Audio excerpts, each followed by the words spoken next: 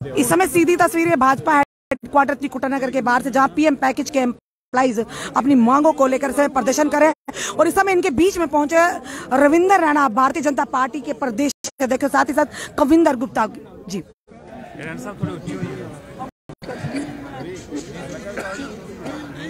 चलिए, रैना साहब ने इनकी बातें तो सुनी, आप देखते हैं इनकी मांगों पर किस तरह से वकील, जो कहते हैं मैं जनता का वकील हूं, इन लोगों का वकील है, किस तरह से वकालत ये करते हैं। अब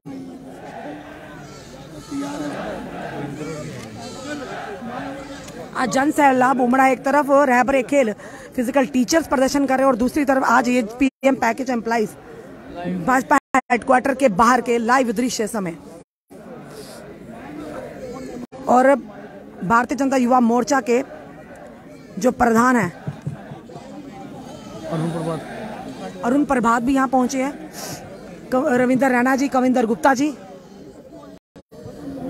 अब रविंदर रैना जी क्या बोलते हैं ये भी आप तक लाएंगे, अभी डिस्कशन चल रही है इनकी।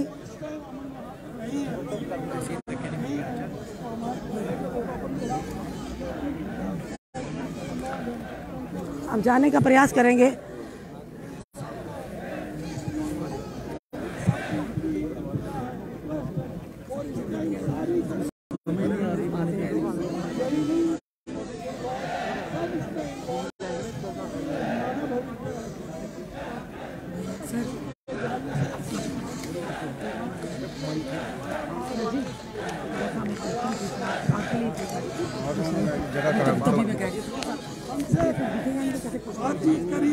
बातचीत करके हल निकलेगा, उसमें समाधान निकलेगा और अमन यहाँ बहाल हो। शुक्रिया, धन्यवाद शेखर जी, धन्यवाद।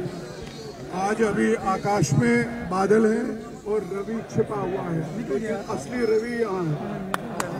रविंदर रैना असली रवि है और कविंदर जी कवियों के कवि, ये दोनों इंद्र हैं और इनका टेस्ट भी है कि इंद्र वास्तव में कितना शक्ति, कितना वज्रपात करते हैं। और जो आपसे अपेक्षाएं हैं, हम अपेक्षाएं मैं ज्यादा नहीं बोलना, आप सब जानते हैं। और मैं रविंद्र जी को बहुत बचपन से जानता हूँ, कविंदर जी को तो मेरे गुआंढी हैं।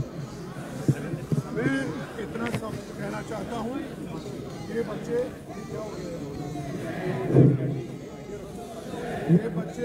एक जेनोसाइडल एनवायरनमेंट के भागे हैं जान बचाकर। ये टारगेट सर्वाइवर्स हैं, ये एट्रिशन के सर्वाइवर्स और ये negation of your human rights के सर्वाइवर्स हैं। न केवल हमारे कश्मीरी पंडित बच्चे हैं, बल्कि डोगरा जो कैटेगरी के हजारों बच्चे हैं, हमारा भाई बच्चे हैं, ये एक ही समस्या का शिकार है और इनका समाधान है। और समाधान जहाँ है, जहाँ हो सकता है, हम उस द्वार पे खड़े हुए। त्रिकुटानगर में बीजेपी के हेडक्वार्टर पे भाई रविंदर देवेंद्र राणा जी और फाली भगत जी के स्वागत करता हूँ कि हम आपको बलि का बकरा बनाने नहीं देंगे। हम आपको बच्चों की तरफ उन्हें अपील की है बाली भगत ने, एलजी साहब ने, जो बहुत इनह्यूमन संवेदनशीलता की उन्होंने बड़ी बातें की, लेकिन खुद संवेदनशील थे। क्या ये बच्चे घर में बैठकर, यहाँ बैठकर तनख्वाहें लेने के लिए आए हैं? तो बहुत अफसोस की बात है, उनसे ऐसी एक्सपेक्टेशन नहीं थी। और आप सारी एक्सपेक्टेशन आप हमारे पास आए और हम आपके बहुत आभारी हैं। आपने हमारी गुहार सुनी, आप इससे पहले भी आए, मैं आपको वॉच करता रहा हूँ, फॉलो भी करता रहा हूँ कि लेकिन इस बार जब आएंगे, इस बार जो बोलेंगे वो भी, ये आपसे एक्सपेक्टेशन हमारी है, क्योंकि आप हमारे में से एक हैं, रविंदर जी हमारे में से एक हैं। और मैं चाहूँगा कि जब तक हालात आपके ठीक होते हैं वहाँ, तब तक ये जो बच्चे कह रहे हैं कि उनको रिलोकेट करिए, अटैच करिए, और जो आपके कैटेगरी के हमारे डोगरा भाई बंधु हैं, पॉलिसी उनकी, जैसे देवेंद्र राणा जी ने कल कहा कि अब होता है तो ठीक, नहीं होता क्या पार्टी तक छोड़ देंगे, वो छोड़ेंगे नहीं छोड़ेंगे, लेकिन बहुत बड़ी एश्योरेंस। उससे ज़्यादा हम आपसे गुजारिश करेंगे कि हम एक जेनोसाइड के शिकार बच्चे हैं हमारे, इनको बलि का बकरा बनने हम नहीं देंगे, चाहे कुछ भी हो, चाहे ये एजुकेशन लंबी भी खींचे, लेकिन आप आपके आने से शायद नहीं खींचेगी। और एलजी साहब को मेरी ओर से, हम सबकी ओर से कहिए, you are damaging, you are doing more disservice to BJP than service, क्योंकि एक डिसल्यूजनमेंट आ गया कर। और हम ये बच्चे जैसे आपने कहा, इन्होंने हमारी अंतिम आशा है आपसे भी कोई विकल्प नहीं है। किसी ने मुझे कहा राहुल गांधी भी आएगा, मैंने कहा क्या करने आएगा, हम उनके शिकार हैं। उससे पहले हम रविंदर जी आपके माध्यम से माननीय प्रधानमंत्री जी को भी निवेदन करना चाहते हैं, हमारे बच्चों को भेड़ बकरियों की तरह शेरों की मान में मत लेने के मजबूर करिए। हम जाएंगे जब हालात वहाँ ठीक होंगे, और आपसे अपेक्षाएं हैं जो भी आप बोलेंगे, मुझे पूरा विश्वास है कि उसे कार्य हम कर सकें। You have been known for that. जब आप बीजेपी में भी नहीं थे तब भी मैं आपको जानता था, जो बोलते थे वो करते थे। रविंदर जी धन्यवाद। रविंदर राणा जी क्या कहेंगे आप?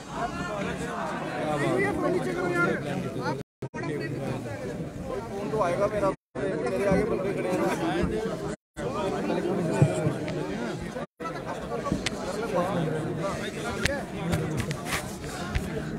इसलिए आपस में परामर्श हो रहा है।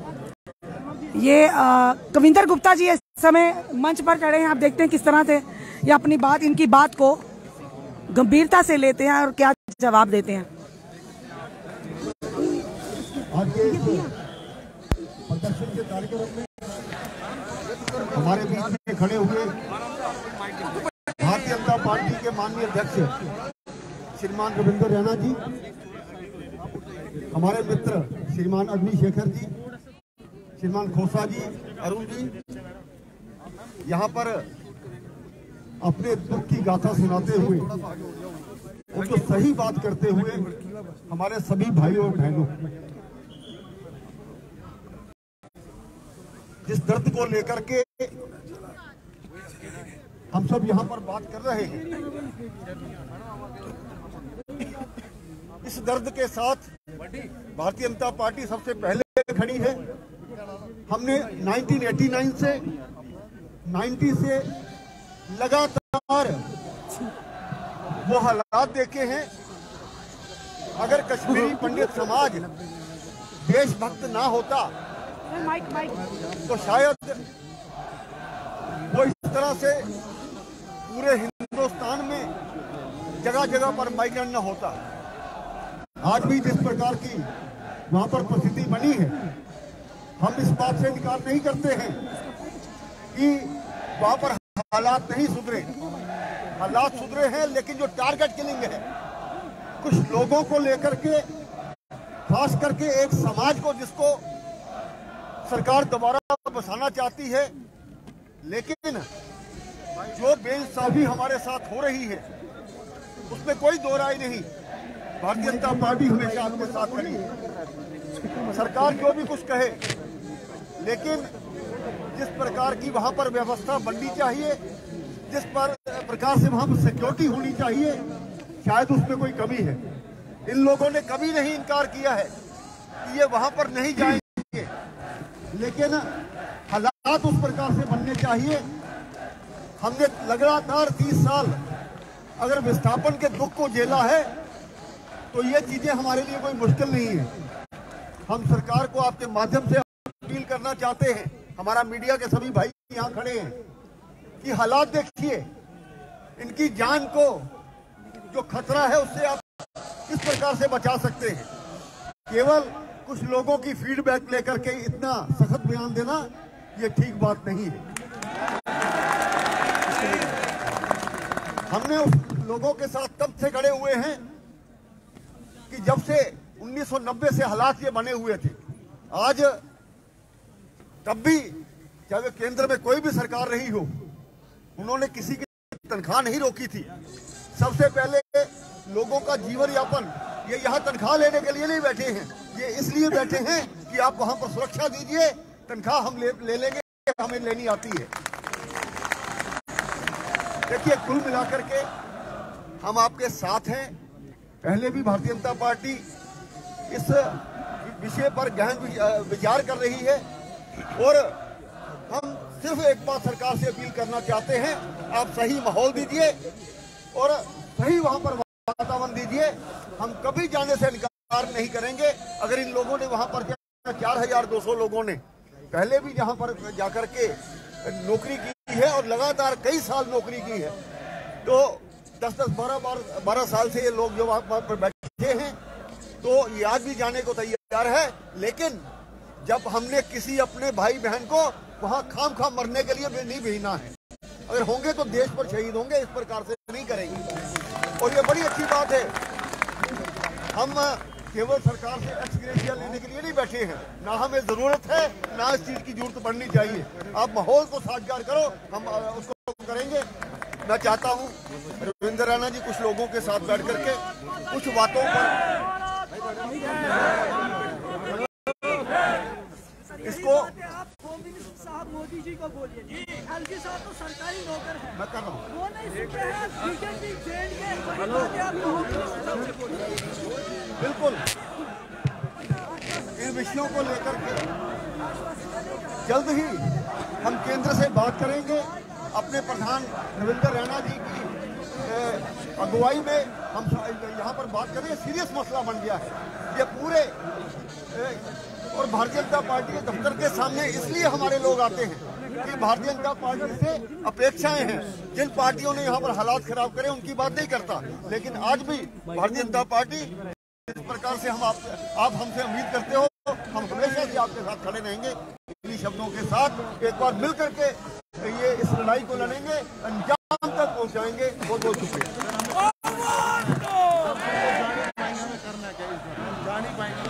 चलिए, कविंदर गुप्ता जी ने भी कहा, देखते हैं रविंद्र राणा जी क्या कहते हैं। दांव पे लगी, हम करेंगे क्या?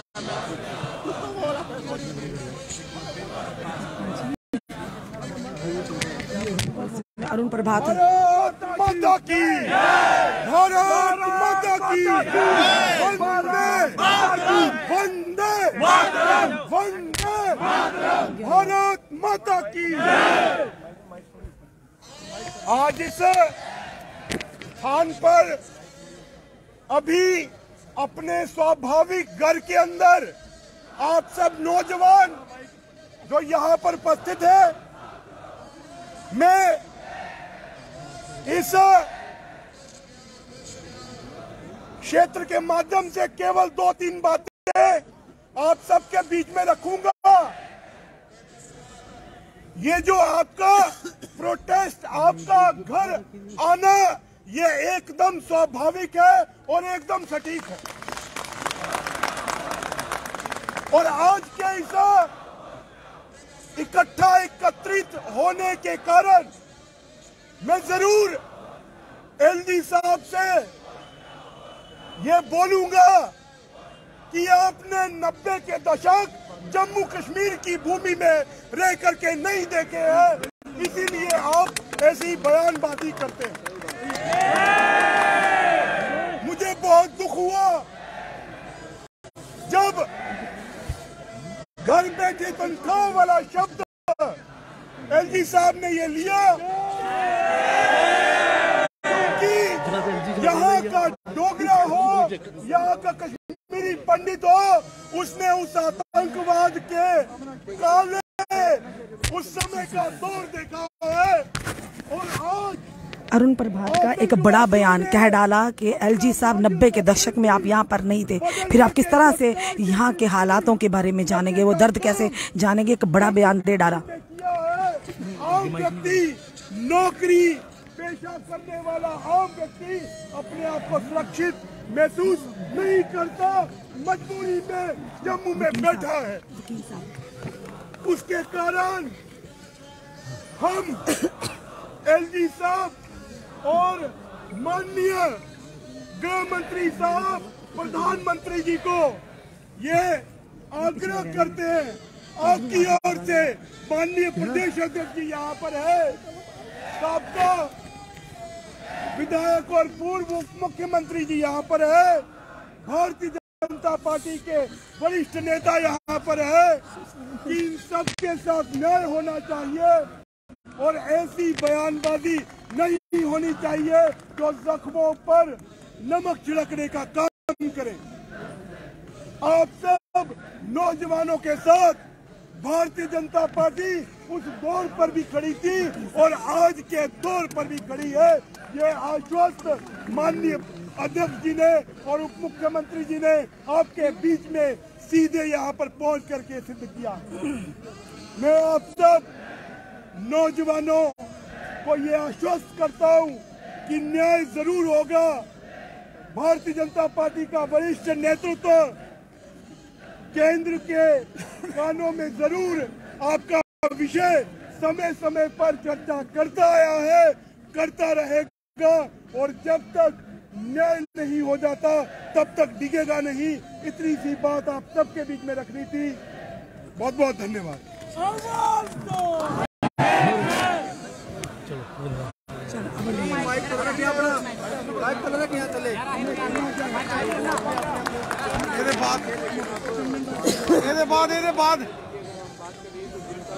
इंदे तू बाद आए थोड़े कोले रविंदर रैना जी सवाल तो सुनो।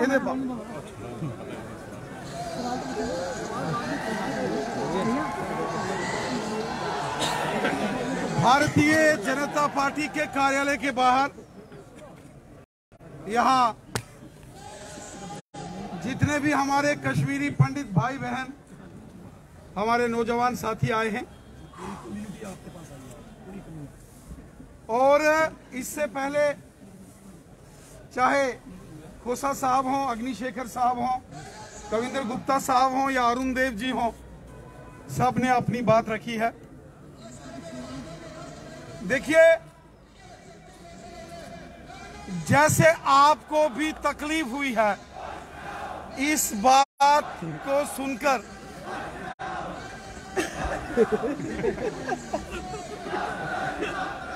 देखो गलती करे कोई और तो रहना सब ऑर्डर कोई और कटे तो गलती मेरी। देखो तमाशा फिर की रखे ना उसी से। नहीं साहब, क्या बात करते हो साथियों। ये बात थोड़े को लावा ना, थोड़ी देर हिंदी में गल सुन दियो। बोलो भारत माता की जय, भारत माता की जय, भारत माता की जय। साथियों, ये जो धरना प्रदर्शन अपनी मांगों को लेकर कश्मीरी पंडित समाज के लोग हों, जिसमें पीएम पैकेज और नॉन पीएम पैकेज के सरकारी हमारे कर्मचारी मुलाजिम भाई बंधु नौजवान हमारे बच्चे हों, या फिर कल यहाँ ऑल रिजर्व कैटेगरीज के जो वो सारे सरकारी मुलाजिम जो कश्मीर घाटी के अंदर लगे हैं वो भी यहाँ आए थे। साथियों, जैसा कि कविंद्र गुप्ता साहब ने और यहाँ हमारे अरुण देव जी ने कहा कि शायद कश्मीर की उन परिस्थितियों के बारे में जब 1990 में कश्मीर के अंदर एक तूफान उठा था और किस प्रकार पूरी दुनिया के अंदर जाके कश्मीरी पंडितों ने हिंदुस्तान का झंडा हाथ में पकड़कर पाकिस्तान की करतूतों को दुनिया के सामने उजागर अगर किसी ने किया था वो कश्मीरी पंडित है। और कश्मीरी पंडित ने कभी किसी से 2 रुपए भी नहीं मांगे होंगे। वो देश के लिए लड़ता आया है। आज से नहीं, हजारों साल के कश्मीरी पंडितों के इतिहास को अगर आप देखेंगे तो केवल 90 के दशक में कोई वहां से पहली बार विस्थापन नहीं, इससे पहले भी 7-7, 8-8, 10-10 बार विस्थापन हुआ, लेकिन कश्मीरी पंडित लड़ा वहां, एक योद्धा की तरह लड़ा, एक जंगी सैनिक की तरह लड़ा। यहां वो मैदान में लड़ा, वहां दुनिया के जितने इंटरनेशनल प्लेटफॉर्म से वहां के अंदर जाके कश्मीरी पंडित लड़ा। पूरे हिंदुस्तान को कश्मीरी पंडितों पर नाज है, फख्र है पूरे हिंदुस्तान को। कहीं भी कोई चैनल में अगर कोई टुकड़े टुकड़े गैंग का कोई डिबेट में बैठता है, उसको मुंह तोड़ जवाब अगर टेलीविजन डिबेट्स में भी कोई देता है तो कश्मीरी पंडित देता है। सारी दुनिया देखती है। दिल्ली के अंदर हो मुंबई में हो, जहां हो, न्यूयॉर्क में हो, हमने वो दौर देखा। मैंने भी जब ये माननीय एलजी साहब से बात की और तफसीलन उन्होंने बात सुनी, जब रिलीफ कमिश्नर के ऑफिस के बाहर में आपसे मिलने के लिए आया, मैंने ऑनरेबल लेफ्टिनेंट गवर्नर साहब से बात की। मैंने कहा जनाब, एक बार कोई 8-10 इनके प्रतिनिधि, इनमें से कोई 8-10 भाई बहन, उनको आप राजभवन बुलाकर एक बार उनकी पीड़ा तो समझो। वहां पर सबके लिए अकोमोडेशन नहीं है, और वहां जहां आप रहते थे, वहां के कश्मीरी मुसलमान जो हमारे भाई बहनों ने आपको अकोमोडेशन दी है, आज वो भी निशाने पर आ गए। बहुत सारों ने मेरे से बात की कि जनाब, अगर हम इनको यहां रखेंगे, हम निशाने पर हैं, हम क्या करें। मैं अपने भाई बहनों के पास रिलीफ कमीशन ऑफिस में गया, सब ने कहा हम कश्मीर जाएंगे। किसी ने यह नहीं कहा हम कश्मीर नहीं जाएंगे, कश्मीर हमारी सरजमी है, हमारी मातृभूमि है। लेकिन उन्होंने कहा हम कुर्बानी देने के लिए तैयार हैं, लेकिन कुर्सी पर बैठे बैठे जैसे राहुल भट्ट साहब को निशाना बनाया गया दफ्तर में। और मैंने भी ऑनरेबल लेफ्टिनेंट गवर्नर साहब से यह अपील की, जो कि दर्द दिल रखते हैं लोगों के लिए, मुलाकात करते हैं, सुनते हैं लोगों की तकलीफें। मैंने उनको कहा आप भी पुराने सियासी ख्यालात के हो, आप जानते हो पब्लिक के दुख दर्द शायद जो बाबू लोग हैं वो उतना गहराई से ना समझ पाते होंगे, लेकिन एक सियासी जो लीडर होता है, जो जनता का प्रतिनिधि होता है, वो भली भांति जनता की परेशानियों को समझता है। मैं आज इस मंच से लेफ्टिनेंट गवर्नर जनाब मनोज सिन्हा साहब से ये अपील करता हूं, रिक्वेस्ट करता हूं, गुजारिश करता हूं, हाथ जोड़कर विनम्र प्रार्थना करता हूं, एक बार एक कश्मीरी पंडित और जो ऑल रिजर्व कैटेगरी एम्प्लॉइज हैं, एक बार इनको राजभवन में बुलाकर एक बार इनकी बात तो सुनो। जब आप इनकी बात सुनेंगे, ग्राउंड के अंदर क्या रियलिटीज है वो आपको पता चलेंगी। शायद वहां के जो बाबू लोग हैं वो डिटेल उनको समझाने में विफल रहे हैं। यही कारण है कि इस प्रकार की एक बयानबाजी आई है। मैं आज एक बात वाज़ेह करना चाहता हूं, हम कश्मीरी पंडितों को और जम्मू के जो डोगरा एम्प्लॉइज हैं जो कश्मीर में काम करते हैं, हम इनको बलि का बकरा नहीं बनने देंगे, कदापि नहीं बनने देंगे। सवाल पैदा नहीं होता है। हम लड़ेंगे मैदान जंग में, वो जंगें हमने लड़ी हैं, लेकिन कुर्सी पर बैठ के गोली खाने के लिए कश्मीर ना तो कश्मीरी पंडित है ना डोगरा है। जम्मू कश्मीर पिछले 35 सालों से एक जंग लड़ रहा है। We are in a state of war for last 35 years. घरों के घर बर्बाद हो गए। कश्मीरी पंडित जब कश्मीर से उजड़ा था, वो करोड़ों अरबों खरबों का मालिक था, लेकिन वो अगर कश्मीर छोड़ के टेंट में उसने रात गुजारी, अपने टेंट के ऊपर भी देश का तिरंगा झंडा लगाकर हिंदुस्तान जिंदाबाद और भारत माता की जय बोली। इसलिए मैं आप साथ साथियों को विश्वास दिलाता, मैंने दिल्ली बात की है, मैंने दिल्ली बात की है, मैंने अपनी पार्टी के जो सीनियर लीडर्स हैं दिल्ली, उनके साथ मैंने बात की है। और कल हमारे 2 नेशनल जनरल सेक्रेटरीज तरुण चुग साहब और लोकसभा में मेंबर पार्लियामेंट दिलीप सेकिया साहब, वो आपके कुछ प्रतिनिधियों से मिलने के लिए यहां आ रहे हैं। उसके बाद अगला फैसला हम लेंगे। जैसा कुछ साथियों ने यहां कहा, आप दिल्ली बात करो, हमने दिल्ली बात की, जरूरत पड़ी आपको साथ लेके दिल्ली चलेंगे, लेकिन आपको बलि का बकरा नहीं बनने देंगे, मैं आपको ये विश्वास दिलाता हूं। माफ कीजिएगा रैना साहब, ऐसे हालातों में हम वहाँ ड्यूटी कर सकते हैं या नहीं? आप नहीं कर सकते। हमें अटैच कीजिए यहाँ पे, सुनिए, हमारी अटैच कीजिए डिमांड सर। हमें ऐसे हालातों में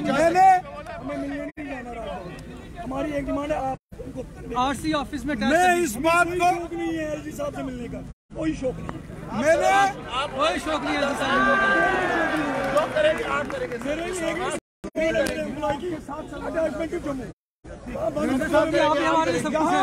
बंद कमरों में बात। कुछ साथियों ने ये कहा कि हमारी एक ही डिमांड है, रिलोकेशन। मुझे राजभवन की चाय नहीं पीनी है, मुझे राजभवन का कपड़ा नहीं खाना है, एक ही डिमांड, अटैचमेंट टू जम्मू। इसलिए मेरा आप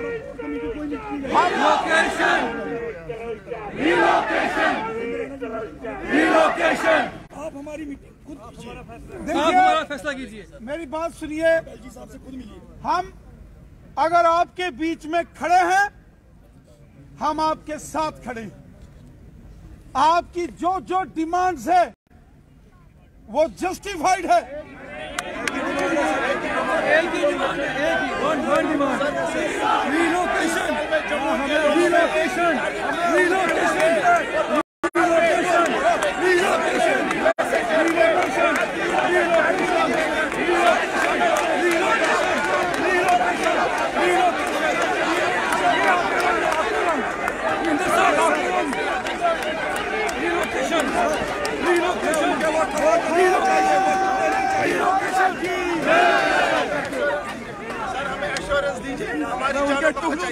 राजभवन के टुकड़ों पे हम पलने वाले नहीं है। हमारे अपने घर के 16 कमरे, आप हालात ठीक कीजिए, हम अपने घरों में जाएंगे। हमारे पास होटल थी, जमीनें थी, आप हालात ठीक कीजिए।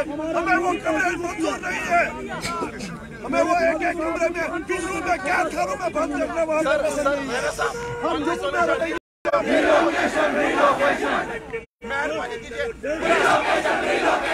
पूरा समाज अपना सुनिए, मेरी बात सुनिए, सोल्यूशन रिलोकेशन, गाजीपुर नहीं चलेगा, समाज अपना रेडी रहेगा। सुनिए, नो गाजीपुर। ये जो आपकी डिमांड है, जिसका आपने जिक्र किया रिलोकेशन का, सिंगल डिमांड, हम इस बात के साथ सहमत हैं भाई, हम इसको नहीं नकार रहे हैं। और इसलिए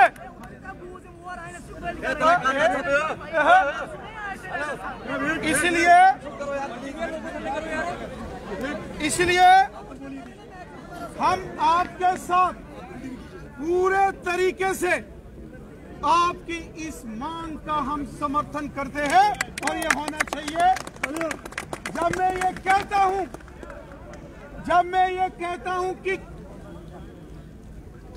देश के लिए बलिदान देना गौरव की बात है, कुर्सी पर नहीं, तो इसका क्या मतलब है पंडित जी? इसका मतलब यही है कि इनका प्रॉपर ट्रांसफर पॉलिसी बना के इनकी रिलोकेशन के बारे में आपको प्लान करना पड़ेगा। प्लान नहीं करना पड़ेगा, प्लान नहीं अब करना पड़ेगा सर। और एलजी साहब को बताना चाहते हैं, उन्होंने बोला हमने अगस्त तक दे दी। मैं उनको सार्वजनिक तौर से बोलता हूँ, मेरी तनख्वाह फ्री तनख्वाह ले जाइए। आप वो देश की सबकी तनख्वाह ले जाइए सर, 6 महीने की देश सबकी तनख्वाह ले जाइए। 5 में से मिली नहीं है, उससे पहले जो एक बात बड़ी अच्छी शानदार बात बोली है। सबने कहा अगर पिछले 15 साल में यही कश्मीरी पंडित कश्मीर में ही काम करते थे, किसी ने ना नहीं की, आराम से जाते थे, और हालांकि उस वक्त भी एप्रीहेंशन होती थी, किसी ने काम से कोताही नहीं की है। लेकिन अब हालात ऐसे बने हैं, सरकमस्टांसेस ऐसे बने हैं, एक गोली भी चलती है पूरे दुनिया में कितनी बदनामी हो जाती है। इसलिए लेफ्टिनेंट गवर्नर साहब से मैं गुजारिश करता हूं, और मुझे यकीन है ये जो दर्द भरी आवाज यहां से निकलती है नौजवानों की, बच्चों की, बहनों की, इस आवाज पर वो गौर फरमाएंगे और फौरन कश्मीरी पंडित जितने भी एम्प्लॉइज हैं इनके लिए रीलोकेशन ट्रांसफर पॉलिसी का वो ऐलान करेंगे।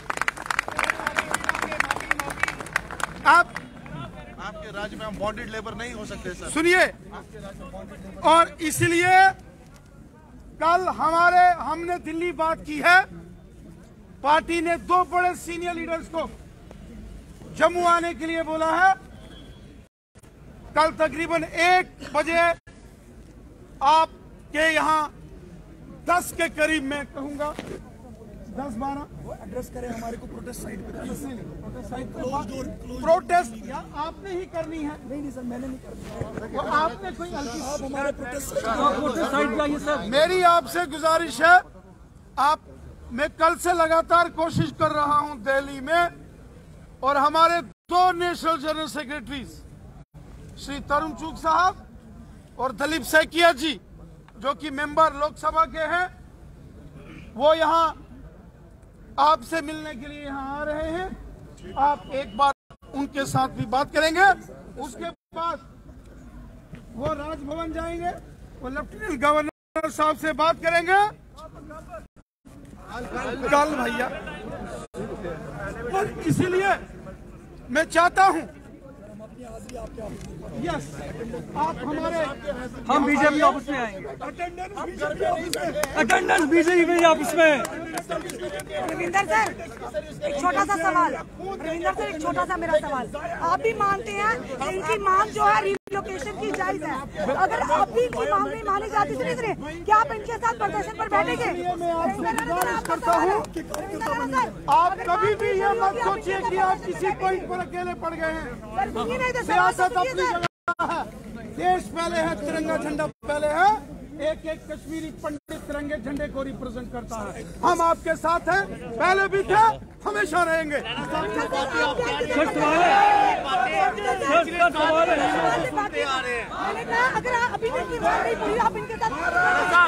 जी हाँ, ने बोल दिया कि कल से और इस समय हमने रविंदर राणा जी से पूछा कि अगर इनकी मांग अभी भी आप कहते हैं जायज है रिलोकेशन की, अगर नहीं मानी गई तो क्या आप इनके साथ प्रदर्शन पर